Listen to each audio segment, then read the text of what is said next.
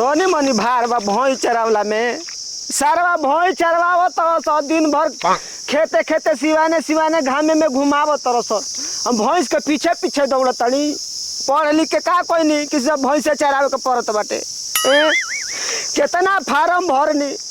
ससुर रिजेक्ट होता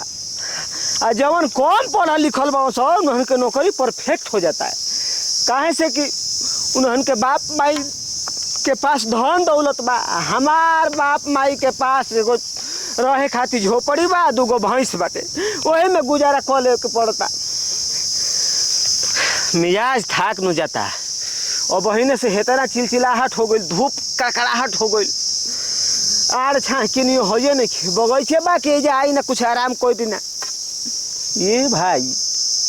होई के कर बहुत बेहतरीन मड़ई लागल बा हो रुको भाई आज यही मड़ई में आराम कर दो हम तो जानते ना रही के जा मड़इयो लागल बाटे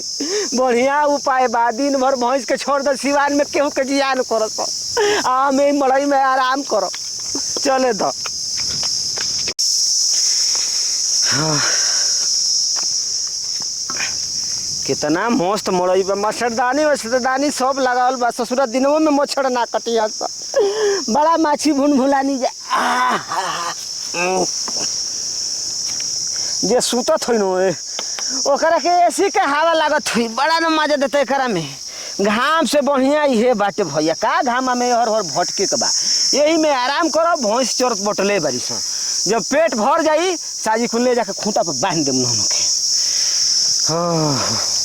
रानी मंगधो मनी के बेटा बतावा सवेरे सवेरे हमर जतरा खराब हो गई सोचनी कि आज सवेरे नहा धोवा के भगवान के पूजा पाठ कर के तब खेती पर जाए लेकिन ऊ का है जी हम सोची ना हमर सपना पूरा ना होखेला ई के हो बतावल तनी हमर मड़िया में कैसे आके गधा लेके एकदम बैठ के आराम से देखत तनी आहा सही कहल गल बाटे कि दूसरे का धन पर ढेर राज ना करे के चाहिए लेकिन लोग तो एजा दूसरे के धन पर ज्यादा राज करता हमर मड़ई आ दूसरे के नुआ के एकदम गधा लेके पड़ल बाटे रुका बतावा तनी तरह के हो पहले एकदम मोट लेखा शरीर ले बा पूछ दे खरा से का राज बाटे ऐसा राज बार बार ना मिली बहुत ना आनंद आवता जब स्कूल में पढ़त रहे तो इतने आनंद आवत रहे सब कोई से पीछे बेंच पर बैठी आ कापी किताब लेके खूब झपाई के बड़ा हो खूब झपाई सुनो के हो एगो हमरे मड़ई लौकल हो ए तुहार बता के कर लौकी तू हरे न लौकी कथी रे मड़ई हमरा तो कुछ और बुझाइल हो हाँ तारा कुछ और बुझाई काहे से जवान हो गइलू अब सयान हो गइलू तारा के तुलहा चाहिए तो दिमाग हर हर घूमबे न करी एज के परहेज क के रखल रह लेकिन हम तारा के पहचाना तो नहीं थी ए तो जान पहचान बनावला के कौन जरूरत बाटे हम बड़ा नेक घर के लइका हई लेकिन तुम मड़ई में आके का करत ल हां आराम कर निकला पहले निकला त भाई के निकली ई तार घर ह के हम कब्जा क के बैठल बानी ई हमार मड़ई हो ठीक ना ए तो तार मड़ई न हो कोनो दिल थोड़ा ह कोई में बैठ गेल बानी हम तारा के रखबो ना करम हटबो ना करम हमरा दिल में के कहता रखे के हम रहल नहीं की चाहत तारे दिल में के छियो तोरा इंसान लगत हमके तू छियो तरी लौकतड़ू हां हमरा के छियातर बने रे मुआना के बेटा अरे मुआनिया के लड़की देख बड़ी बर्दाश्त करत ठीक ना एक तो जान ना पहचान ऊपर तो हमरा से ऐसन बोलत ले तो बना लो हमके अपन मेहमान हो जाई जान पहचान चप्पलवा खोल के दू चप्पल देम ना तो मुंह में बोले लायक ना रही जुबान ना रही तहार ए तो हम भैंस चराव तो हेहर हो गइल बानी जैसे भैंस के हाकी ना वही तरह तोहरो के हाक दम चल जबू घरे बाबूजी अरे नारी हमारा बाबूजी है नहीं भैंस चरावत रहो बतावा तनी हम तारा के बैठ भैया हमर भैया के बहिनी बैठ अरे हिम्मत कैसे हो गया हमारा हाथ पकड़ के कलाई हां हाथे न पकड़नी कुछ और ना पकड़ ले खोल के कहत नहीं ना बाटे 5 नंबर के कबड्डी 10 नंबर मतलब कुछ झोटा ना पकड़ी खिसी होई भी काहे तो गरम हो जाते बार पर हमर बाप भाई इतना एकदम बोहिर पाना के हेता ना छिलनी लेकिन सुनो तो नहीं फोन अंकिता बा बैठू तुम्हार नाम कैसे जानत लो कही के जानत नहीं रे के टोला बतौला मोहल्ला में सर? तू ही एक पिस लड़की बाड़ी ढेर लड़का तोरा पर फिदा रहे न सन तोरा से बोलल चाहे न सन खूब बतियावल चाहे न सन मिलल चाहे न सन अच्छा पालिश मारत कम से कम कुछो घरी तो रहे दिए मैं इतना सुगर बानी की पूरा लड़का हमरा पीछे घूरता ना तब काटे बता ये दिन तोर बियाह हो जिया चल जी ससुरा न तो बुझ लो मां लइकन के दिल पर बिजली गिर जाई उन्हन के रह ना जाई गांव में मोरा संसार से गोड़ा सन वो सब मतलब नहीं के जे दिन में ब्याह होए ना कले अपना भतार के दे मार ले अरे सर सिंगार खाना पीना टाइम से हाँ ये बात बा हमारा तो सर्व कुछ दूर तकले दिल्ली तकले समझ में आइल हो लेकिन तू जाए दे जगह पर बाड़ी कोनो बात नहीं के को जगह नहीं की उल्टा सीधा सोचबे ना हमरा बारे में तो मार मार के एकदम घुलटा दे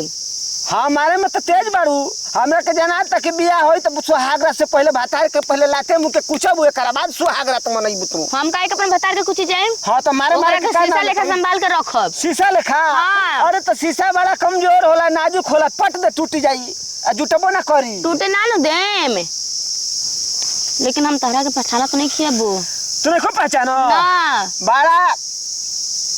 सोचे के पड़ता बतावे में काहे से हम भय चराई ना आ भय चरावर के कोनो मोल ना होला ना कोनो टोल होला ना तो भैंसरवा आदमी बोका होखबे करेला बोका मत बनाओ गधा भैंसा कुल बना दे भैंस संग रहत नहीं तो बोका भैंस संग रही भैंस मार दे एकला तू धिया जी हस पता बा का? भैंसरा वाला ना बोका पकड़ा भणवा होखेला है? हां ये तोरी की अरे अब तो निकला है मड़ई में से मन बगेदिया के मन बड़ा एक नंबर के थेतर आदमी बड़ो बगेदिया के मन बू हां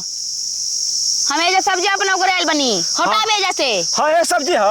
ये हमारे खेत के ह हवा देखो तो हमारे खेत तो के बैठ जाऊ का दिक्कत बाटे तारा पंजरवा बैठी हो तो डेरा तो कोनो प्यार थोड़े हो जी तारा से के डेरा तो बाप रे बाप हैं मुंह बा प्यार करे खातिर यही तरह हम 4 गो 5 गो भैंस भैंस के उन्हने से हम प्यार करी ना चुपचाप चराई ना उन्हन के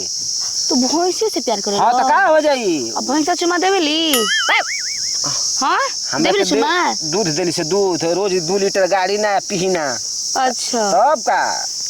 अपने से दुहेला तो का मशीन लागल बा दुहे वाली आय ठीक बा देवता निकला हमरा मड़ई में से अब मरई वाला बनतरू आ कबो दूध के जरूरत आई तो हमरा मत निकला लगे हमरा चल बाबूजी के टाइम होता आवे के हमर बाबूजी है नु तो बताइहन दहरा के बताइहन तो हम हूं करे के बता दे कि चहेटन के लइका हई भई चराव तनी मड़ई में तनी आराम करे लगनी ही त तार लइकी खिसियाए लगल हिय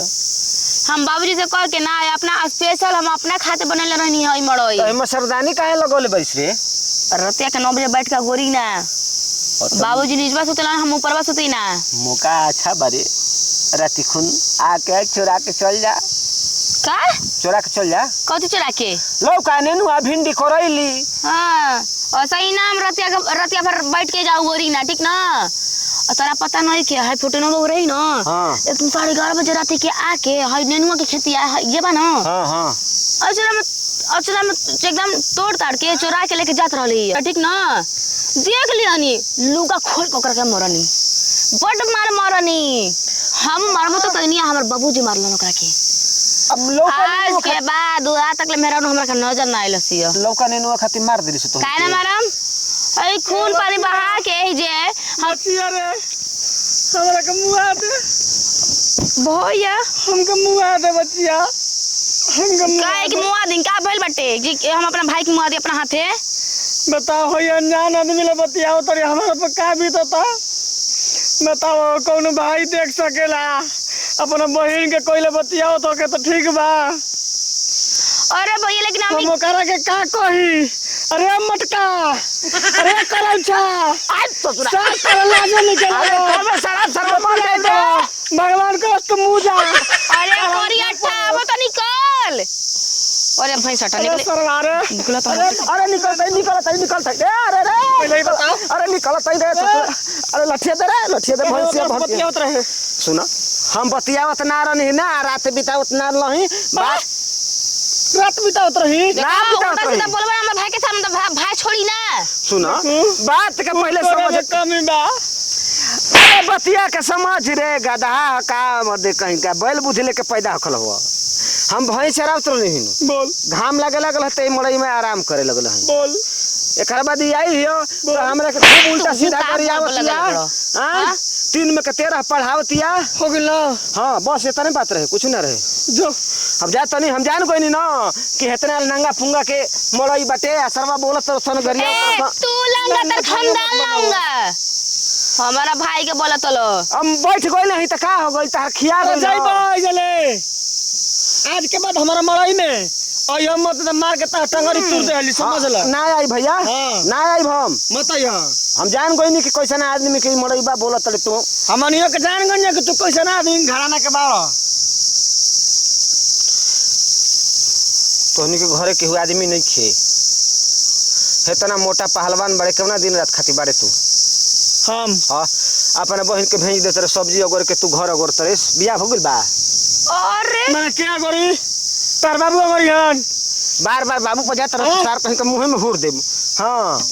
बकर बकर करत हमार बहन में तोहर बहन ना गरी अगर बाबा तो इनकर का अगर दिह से कहिए सही हो जी हम तोहरो का कर दहल ना समझ जीबो तू कैसे जा कुल बात सोच रहा हो भैया हां अरे हम जान ले है ना कि तू ओकरा से कुछ ऊंच नीच बतियाओ तो कभी ले आई पानी पी मतलब मैं इतना पागल बनी कि अपना बाप और भाई के पगड़ी नीचे एकदम गिरा दे माटी में मिला दे पानी पियो बचिया पानी पियो आ कौनो समझिए तू लेने का सना ना आय ना हो भैया चल ठीक बा अब कहाँ करल रे हमके का पता कहता कि हेनिया भैंस रावत रहनी हो भैंस चरावत रहल ह हां आ तो खाई में पागल लेखना लगत रहल ह फोन ऑन ना करे करल तोरा मोबाइल ले ले बानी घरे रहबू तो खूब मोबाइल चलाइबू हई कि वीडियो देखबू हौ देखबू अस्लान में होतड़ तो बिना मोबाइल का होतड़ू हां तो बाबूजी से कह के फोनमा दिलवा दो चल घरे खाना खाए के टाइम भइल बा खाना ना लेके कपार पर भारी लागत रहल ठीक बा चलो चल